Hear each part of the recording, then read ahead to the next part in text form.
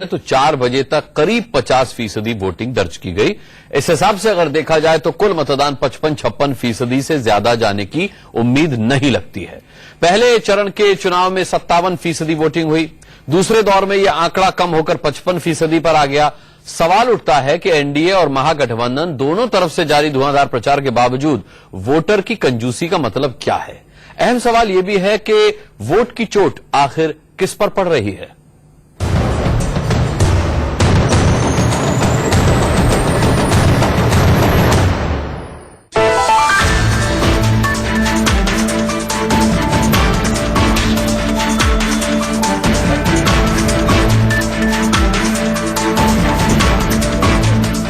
बिहार की चुनावी महासभा में तीसरे दौर का मतदान सबसे ज्यादा हंगामेदार रहा। हंगामा भी हुआ तो सीएम नीतीश कुमार की सीट बख्तियारपुर में। नीतीश कुमार जब वोट डालने पहुंचे तो कुछ लोग एक लड़की की मौत के मामले को लेकर उनसे मुलाकात करने के इंतजार में थे, लेकिन नीतीश जब उनसे बिना मिले निकल गए, लोगों ने उनके खिलाफ नारेबाजी शुरू कर दी। मुख्यमंत्री साहब लाइन तोड़ के चल गए। मुख्यमंत्री साहब लाइन तोड़ गए, शासन का पालन। मतलब हम लोग तो लाइन में है ना भैया। बख्तियारपुर में ही एक बंदर ने भी जमकर बवाल किया। वोट डालने आए लोगों को इस बंदर ने पहले तो डराया, फिर एक बुजुर्ग महिला समेत 4-5 लोगों को काटकर जख्मी भी कर दिया। एक बड़ा सवाल यहाँ पर जो उठ रहा है वो है बंदर का आतंक। बंदर जो यहाँ के लोगों को, मतदाताओं को खासा परेशान कर रहा है। हमारे साथ एक महिला है जो अभी भी वोट देने आई थी। आप बताइए आपके साथ क्या हुआ? बैठे हुए तो बंदर था, हम तो यहाँ बैठे हुए थे तो हम क्या जाने गए कि हमको काट लेगा। बंदर के इस आतंक से कुछ पत्रकार भी घायल हुए हैं, कई मतदाता भी घायल हुए हैं और यहाँ पर एक अफरा तफरी का माहौल जो है बख्तियारपुर के इस पोलिंग स्टेशन पर है। इन दो घटनाओं को छोड़ दें तो बाकी जगहों पर मतदान शांतिपूर्ण रहा। पोलिंग बूथों पर सुबह से ही लंबी लंबी कतारें लग गई। मेरे पीछे जो एक कतारें लगी हुई है, महिलाएं जो है वो उनकी संख्या शुरुआत दौर में ज्यादा है। बढ़िया देश चलाना चाहिए सरकार को, इसीलिए आए हैं वोट देने के लिए। जो भी मुख्यमंत्री बने हमारे बिहार को बदले, उनकी सोच को बदले। विकास का मुद्दा होना चाहिए और एम्प्लॉयमेंट, एजुकेशन पे विशेष जोर जो भी पार्टी देगी वोट उसी को मिलेगा और जीतेगी वही। सुबह 11 बजे तक 20.72% मतदाता अपना वोट डाल चुके थे। दिन चढ़ने के साथ ही दिग्गज भी वोट डालने पहुंचे।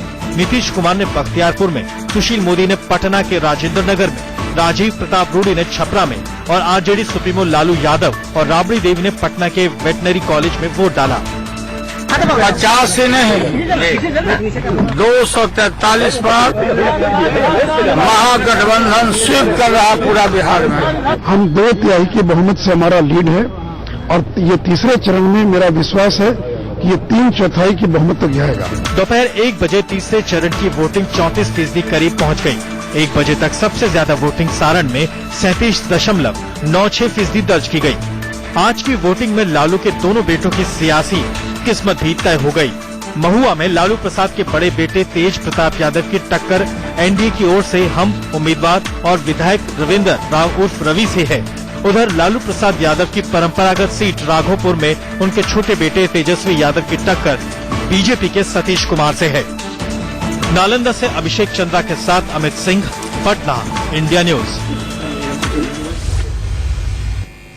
आइए हमारे संवाददाता हमारे साथ जुड़ रहे हैं। आशीष सिन्हा महुआ से हमारे साथ होंगे, अभिषेक हमारे साथ होंगे बख्तियारपुर से, यतेंद्र छपरा से होंगे और अमित सिंह हमारे साथ पटना से जुड़ेंगे। साथ ही यहां आकलन के लिए वरिष्ठ पत्रकार एनके सिंह साहब मौजूद हैं स्टूडियो में। एनके सिंह साहब बहुत बहुत स्वागत करते हैं हम आपका हमेशा की तरह। और सबसे पहले आशीष सिन्हा मैं आपसे जानना चाहूंगा क्या हाल रहा वोटिंग का?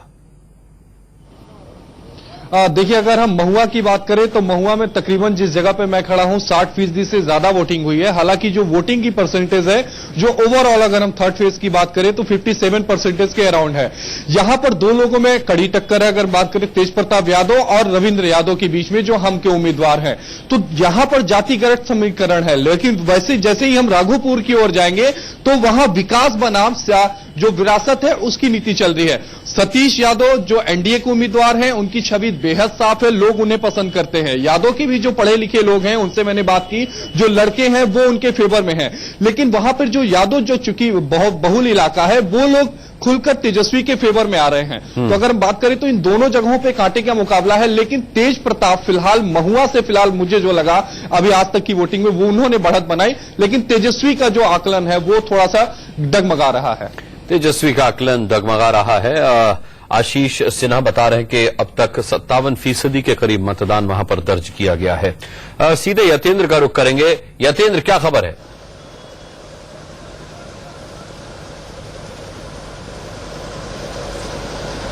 अनुराग, यहाँ पर वोटिंग खत्म हो चुकी है। आप मेरे पीछे का मतदान केंद्र देख सकते हैं कि जो मतदान की प्रक्रिया सुबह से चल रही थी वो अब पूरी तरह से समाप्त हो चुकी है। मतदान रोक दिया गया है और जहां तक अगर मैं पूरे इस क्षेत्र की बात करूं तो 10 विधानसभा सीटें इसमें से आती हैं, जहां पर साफ तौर पर 4 से 5 सीटों पर एनडीए जो गठबंधन है उसकी बढ़त दिखाई दे रही है। वहीं 3 से 4 सीटों पर महागठबंधन के प्रत्याशी आगे चल रहे हैं। वहीं 1 से 2 सीटों पर कड़ी टक्कर जो गरखा और माझी विधानसभा क्षेत्र है वहां पर बीजेपी और जो एनडीए और जो महागठबंधन की टक्कर है वो बहुत कड़ी टक्कर मानी जा रही है।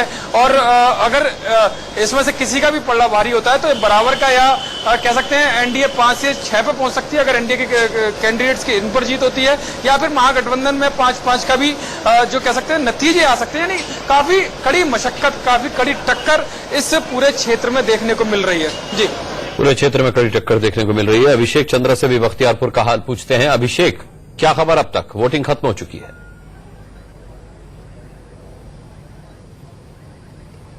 वोटिंग तो खत्म हो चुकी है अनुराग। जिस पोलिंग स्टेशन पे हम फिलहाल मौजूद है वहां पे दिन भर बंदरों का जो आतंक है वो जारी रहा। शाम तक, देर शाम तक बंदर जो है यहाँ के पेड़ों पर झुंड बना करके एक पेड़ से दूसरे पेड़ पे जाते रहे। कुल मिला के नीतीश कुमार जब दोपहर में अपनी वोटिंग करने को आए थे तो बड़ा ही अफरा तफरी का माहौल बन गया था। बड़ी संख्या में लोग जो है नीतीश कुमार मुर्दाबाद की नारे लगा रहे थे। एक बच्चे की मौत भी हो गई। बताया जा रहा है कि डॉक्टर्स ने उन्हें ठीक से नहीं देखा। इसके अलावा 2 न्यूज चैनल्स के पत्रकार थे, वो भी गंभीर रूप से घायल हुए बंदर की, और एक बुजुर्ग महिला जो कि अपने मताधिकार का प्रयोग करने आई थी वो भी बुरी तरीके से घायल हुई। एक बड़ा सवाल ये उठता है कि चूंकि आज मतदान का दिन था, ये मॉडल पोलिंग स्टेशन था और हाई प्रोफाइल पोलिंग स्टेशन था, उसकी वजह से ही नेशनल मीडिया में कहीं ना कहीं जो बख्तियारपुर के बंदर का आतंक है वो छाया। लेकिन यहां के लोगों से जो हमने बातें टटोलने की कोशिश की तो बंदर की समस्या यहां पर लगातार जारी है। जाते जाते जब इंडिया न्यूज ने नीतीश कुमार से बात करने की कोशिश की और उनसे पूछना चाहा बंदर के बारे में तो उन्होंने केवल एक लाइन का रिप्लाई दिया, वो ये था कि फॉरेस्ट डिपार्टमेंट को सूचना दी जा रही है। नीतीश के जाने के बाद कुछ आधे घंटे के अंदर में फॉरेस्ट डिपार्टमेंट के करीब आधे दर्जन लोग बख्तियारपुर जरूर पहुंचे, लेकिन अभी कुछ मिनटों तक जो मैंने देखा वो केवल मतलब कि चीजों को टटोल रहे थे। उनको कोई सफलता नहीं मिली बंदरों को पकड़ पाने में। और आज पोलिंग खत्म हो चुका है कुछ मिनटों तक, लेकिन फिलहाल जो है बख्तियारपुर की जनता को बंदरों से राहत तो कतई नहीं मिली है। एक बड़ी बात है कि जो भी फॉरेस्ट डिपार्टमेंट के अफसर थे उन्होंने केवल कोताही बरती, सिर्फ ऊपरी तौर पर जो चीजों को दिखाया कि वो काम कर रहे हैं, कि कोई भी गंभीरता से इस चीज को नहीं लिया। और सभी लोग इंतजार कर रहे थे किसी तरीके शाम 5 बज जाए और आज का मतदान समाप्त हो जाए। बंदर फिलहाल जो है वो पकड़ में नहीं आए फॉरेस्ट डिपार्टमेंट के। अभिषेक, ये बंदरों की नाराजगी किस बात पे हो सकती है? क्या उनको इस प्रजातंत्र के मेले में विश्वास नहीं है या कोई और वजह है?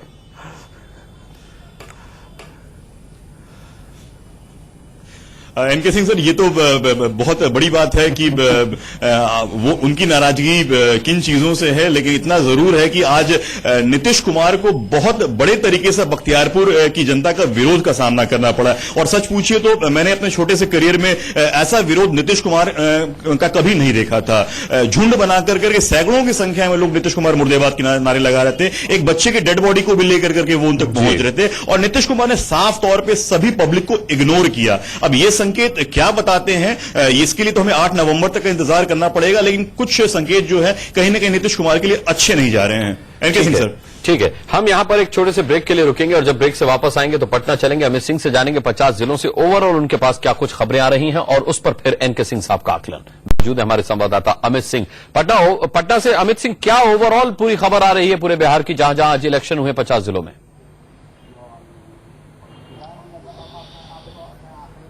देखिए अनुराग, अभी तक जो 4 बजे तक का जो आंकड़ा जो इलेक्शन कमीशन ने दिया है, मैं सिलसिलेवार तरीके से बताना चाहूंगा कि जो पटना में सबसे सुस्त वोटर देखे गए, जहां पे 46.50% जो है, ये 4 बजे का आंकड़ा है, क्योंकि 5 बजे तक का भी इलेक्शन कमीशन ने नहीं दिया है। और सबसे ज्यादा जो है बक्सर के वोटर्स ने, जो मतदाता हैं, वहां ज्यादा जागरूक दिखे और वहां 55.18% जो वहां वोट पड़े हैं 4 बजे तक के।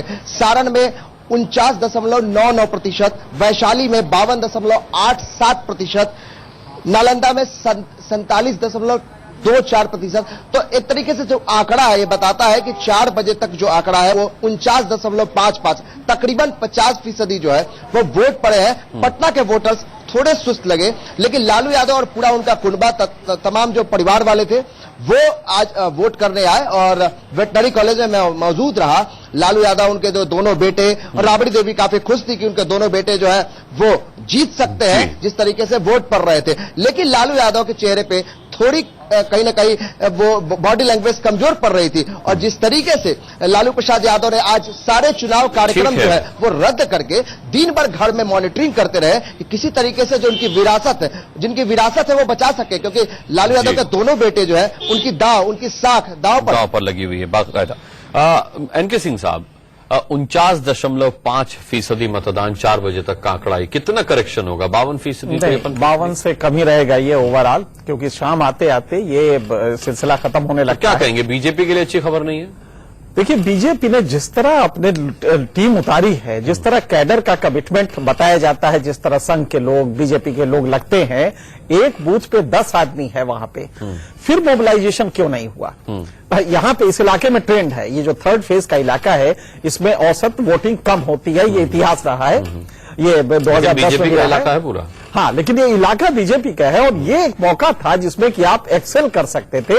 ये बाइपोलर इस समय इलेक्शन हो रहा है, जो जितने भी जो अन्य वोट होते हैं जो छिटक जाते हैं वो भी आपके साथ आ रहे थे।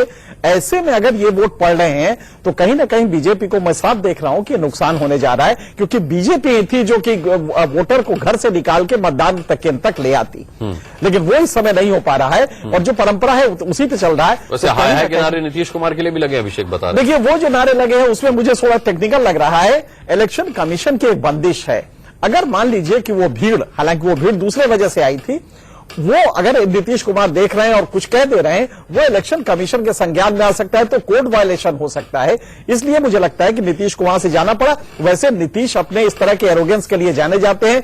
बिहार में जब 63 बच्चे मरे थे उस समय भी नीतीश कुमार नहीं गए थे देखने, तो ये कहीं ना, और यही वजह है कि आज तक उनका कैडर डेवलप नहीं हुआ। नीतीश कुमार मूल रूप से उस तरह का नेतृत्व नहीं दे पाते हैं जो प्रजातंत्र में चलता है, तो कैडर नीतीश कुमार का नहीं डेवलप हुआ। नतीजा ये हो, कभी बीजेपी का कंधा थामना पड़ता है, कभी लालू यादव का। ठीक है, हम अभी हालांकि फिर भी पुख्ता तौर पर कुछ नहीं कह सकते कि ऊंट किस करवट बैठेगा, लेकिन अगर इतनी कम प्रतिशत वोटिंग की रही है तो फिर यह सीधे तौर पर कहा जा सकता है कि आज जिन 50 जिलों में वोटिंग हुई बीजेपी का वो गढ़ माने जाते हैं, और अगर इतनी कम वोटिंग हुई है तो ये बीजेपी के लिए एक अलार्म हो सकता है। इससे पहले के 2 चरणों में भी एनडीए के लिए कोई बहुत अच्छी खबर नहीं आई थी। बहरहाल, हाँ, ये एक आकलन था, एक तरह ऊपर का आकलन था। संवाददाताओं ने जिस तरीके से हमें प्रतिशत बताया वोटिंग का, अब देखते हैं इसमें शाम तक कितने करेक्शन की खबर आती है। बहरहाल, बहुत बहुत धन्यवाद करना चाहेंगे सभी संवाददाताओं का और एनके सिंह साहब का।